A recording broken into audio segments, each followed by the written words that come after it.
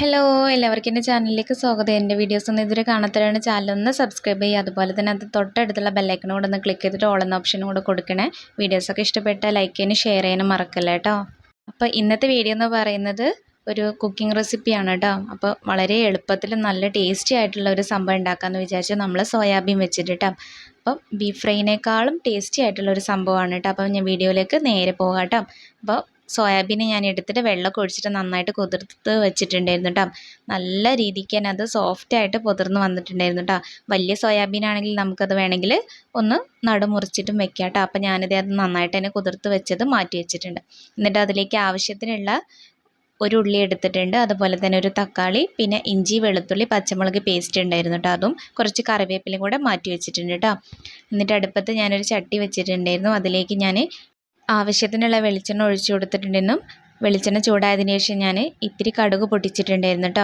കടുക് പൊട്ടിച്ചതിന് ശേഷം നമുക്കതിലേക്ക് ഒരു നുള്ള് ഉലുവയും കൂടെ ഒന്ന് ചേർത്ത് കൊടുക്കാം കേട്ടോ. അതും പൊട്ടിയിട്ട് വരുന്ന സമയത്ത് നമ്മൾ അരിഞ്ഞു വെച്ചിട്ടുള്ള ഉള്ളിയും കൂടെ അതിലേക്ക് ചേർത്ത് കൊടുക്കാം കേട്ടോ. ഞാൻ ചെറിയ രീതിയിലാട്ടോ ഉള്ളി മുറിച്ച് വെച്ചിട്ടുള്ളത്, നമ്മൾ കോഴിമുട്ടയ്ക്കൊക്കെ എടുക്കുന്ന പോലെയാട്ടോ ഞാൻ അരിഞ്ഞു വെച്ചിട്ടുള്ളത്. എന്നിട്ട് അതിലേക്ക് ആവശ്യത്തിനുള്ള ഉപ്പും കൂടെ ചേർത്തിട്ട് നമുക്ക് ഇളക്കിയിട്ട് കൊടുക്കാം കേട്ടോ. അതിന് കൂടെ തന്നെ നമുക്ക് വേണമെങ്കിൽ ഇഞ്ചി വെളുത്തുള്ളി പച്ചമുളക് പേസ്റ്റും കൂടെ ഒന്ന് ചേർത്തിട്ട് നന്നായിട്ടൊന്ന് വഴറ്റി കൊടുക്കാവുന്നതാണ് കേട്ടോ. ഉള്ളി കരിയാതെ വേണ്ടിയിട്ട് നമ്മളിത് നന്നായിട്ട് വഴറ്റി കൊടുക്കാനായിട്ട്. അതിനുശേഷം നമുക്ക് അതിലേക്ക് നമ്മൾ ചെറുതാക്കി അരിഞ്ഞു വെച്ചിട്ടുള്ള തക്കാളിയും കൂടെ ഒന്ന് ചേർത്ത് കൊടുക്കാം കേട്ടോ. നമ്മൾ ആവശ്യത്തിനനുസരിച്ച് നമുക്ക് ഉള്ളിയും തക്കാളിയൊക്കെ നമുക്ക് ചേർത്ത് കൊടുക്കാം. എന്നിട്ട് അതും നല്ല രീതിക്ക് തന്നെ നന്നായിട്ടൊന്ന് വഴറ്റി കൊടുക്കാം കേട്ടോ. സോയാബീൻ രണ്ട് വിധത്തിലുണ്ടല്ലോ, ഒന്ന് ചെറുതുണ്ട് ഒന്ന് വലിയ ടൈപ്പിലുണ്ട്. നമുക്കിതിൽ ഏത് വേണമെങ്കിലും നമുക്ക് എടുക്കാം കേട്ടോ. ഒന്നും കൂടെ ഒരു ടേസ്റ്റ് എന്ന് പറയുന്നത് വലിയ സോയാബീൻ വെച്ചിട്ട് ചെയ്യുന്നതായിരിക്കും. അതാകുമ്പോൾ നമുക്ക് കറക്റ്റ് ഒരു ബീഫിൻ്റെ ഒരു ഇത് കഴിക്കുന്നത് പോലെ നമുക്ക് കഴിച്ചുകൊണ്ടിരിക്കാം കേട്ടോ. അപ്പോൾ ഞാനിവിടെ വലുത് തന്നെയാണ് എടുത്തിട്ടുള്ളത്. നന്നായിട്ട് വഴറ്റി കൊടുത്തതിന് ശേഷം നമുക്കതിലേക്ക് ആവശ്യത്തിനുള്ള മഞ്ഞൾപ്പൊടിയും കൂടെ ചേർത്ത് കൊടുക്കാം കേട്ടോ. ഒരു കാര്യം പ്രത്യേകിച്ച് ശ്രദ്ധിക്കേണ്ടത് എന്താണെന്ന് വെച്ചാൽ നമ്മളെ ഉള്ളിയും തക്കാളിയൊക്കെ അതുപോലെ നന്നായിട്ട് തന്നെ വഴണ്ടി കിട്ടേണ്ടതുണ്ട് കേട്ടോ. അത് കടിക്കുന്ന രീതിയിലല്ല, നല്ല രീതിയിൽ തന്നെ അത് വഴന്നു വരുന്ന സമയത്ത് വേണം നമ്മൾ പൊടികളൊക്കെ ഒന്ന് ചേർത്ത് കൊടുക്കാനായിട്ട്. അപ്പോൾ ഞാൻ മഞ്ഞൾപ്പൊടി നന്നായിട്ട് ചേർത്തിട്ട് നന്നായിട്ട് തന്നെ ഒന്ന് ഇളക്കി കൊടുക്കുന്നുണ്ട് കേട്ടോ. അടുത്തതായിട്ട് ഞാൻ ചേർത്ത് കൊടുക്കാൻ പോകുന്നത് ഉരുളക്കിഴങ്ങാണ് കേട്ടോ. ഉരുളക്കിഴങ്ങ് ചേർത്ത് കൊടുക്കുമ്പോൾ നല്ലൊരു ടേസ്റ്റും കൂടെ ഉണ്ടായിരിക്കും കേട്ടോ. അതൊന്ന് കുഴഞ്ഞ് കിട്ടുകയും ചെയ്യും. നമുക്ക് അതിനനുസരിച്ച് സോയാബീൻ്റെ കൂടെ കഴിക്കാനും പറ്റും കേട്ടോ. അപ്പോൾ ഇത് നിർബന്ധമൊന്നുമില്ല, ആവശ്യമുണ്ടെങ്കിൽ ഇഷ്ടമുള്ളവർക്ക് മാത്രം ഒന്ന് ചേർത്ത് കൊടുക്കാം കേട്ടോ. ഞാൻ ഇങ്ങനെ സാധാരണ ചേർത്ത് കൊടുക്കാറുണ്ട്. അപ്പോൾ അതിൻ്റേതായിട്ടുള്ളൊരു രുചി വ്യത്യാസം എപ്പോഴും കിട്ടാറുണ്ട് കേട്ടോ.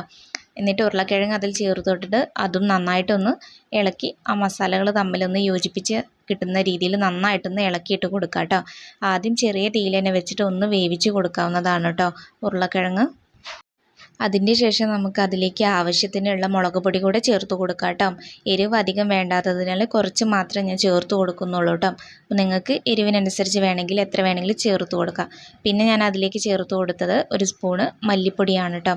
എന്നിട്ട് അതും നല്ല രീതിയിൽ തന്നെ അടിയിൽ പിടിക്കാതെ കരിയാതൊക്കെ ഞാൻ നന്നായിട്ടൊന്ന് മിക്സ് ചെയ്ത് കൊടുക്കുന്നുണ്ട് കേട്ടോ. ഇപ്പോൾ ഉരുളക്കിഴങ്ങും എല്ലാം ആ മസാലയിൽ പിടിച്ചിട്ട് നന്നായിട്ടൊന്ന് വഴണ്ടി കിട്ടിയിട്ടുണ്ട് കേട്ടോ. ഉരുളക്കിഴങ്ങ് ഏകദേശം വേവായിട്ട് ഉണ്ട് കേട്ടോ. ഇനി നമുക്കതിലേക്ക് നമ്മൾ നേരത്തെ കഴുകി വൃത്തിയാക്കി വെച്ച് കുതിർത്ത് വെച്ചിട്ടുള്ള സോയാബീനും കൂടെ അതിലേക്ക് ചേർത്ത് കൊടുക്കാം കേട്ടോ. ആ മസാലയിലേക്ക് നന്നായിട്ട് ചേർത്ത് കൊടുത്തതിന് ശേഷം അത് നല്ല രീതിയിൽ തന്നെ മിക്സ് ചെയ്തിട്ട് നമുക്ക് ഇളക്കിയിട്ട് കൊടുക്കാം കേട്ടോ. ഉരുളക്കിഴങ്ങ് ആ മസാലയിൽ യോജിച്ചതുപോലെ തന്നെ സോയാബീന് നമുക്കതിലേക്ക് നന്നായിട്ട് തന്നെ യോജിക്കുന്ന രീതിയിൽ വേണം ഇളക്കി കൊടുക്കാനായിട്ട്. തീ എന്തെന്നെ ആയാലും നമ്മൾ കുറച്ച് തന്നെ വെച്ചുകൊണ്ടിരിക്കണം കേട്ടോ. പെട്ടെന്ന് കൂട്ടി വെക്കുക അല്ലെങ്കിൽ ആദ്യം തന്നെ കൂട്ടി വെക്കുക ചെയ്താൽ സോയാബീനൊക്കെ ഒന്നായിട്ട് കരിഞ്ഞു പോകുന്നതാണ്. അതുകൊണ്ട് ചെറു തീയിൽ വേണം എപ്പോഴും നമ്മളിത് ഒന്ന് വേവിച്ചെടുക്കാനായിട്ട്. എന്നിട്ട് അടച്ചു വെച്ചിട്ട് കുറച്ച് നേരം കൂടെ നമുക്ക് ഈ ഒരു ചെറു തീയിൽ വേവിച്ചതിന് ശേഷം നമുക്കതിലേക്ക് കുറച്ച് കറിവേപ്പില ഒന്ന് ഇട്ട് കൊടുക്കാം കേട്ടോ.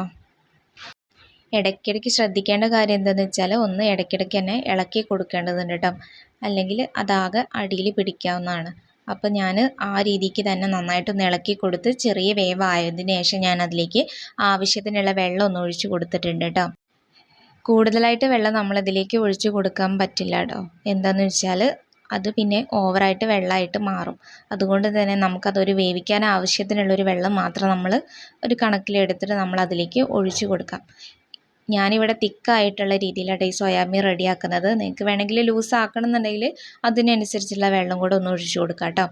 ഞാൻ ഈ ഒരു പാകത്തിനുള്ള വെള്ളം മാത്രം ഒഴിച്ച് കൊടുത്തിട്ടുള്ളത്. എന്നിട്ട് അത് നന്നായിട്ടൊന്ന് ഇളക്കി കൊടുക്കുന്നുണ്ട് കേട്ടോ. എന്നിട്ട് വേവിക്കാനായിട്ട് മാറ്റി വെച്ചിട്ടുണ്ട്.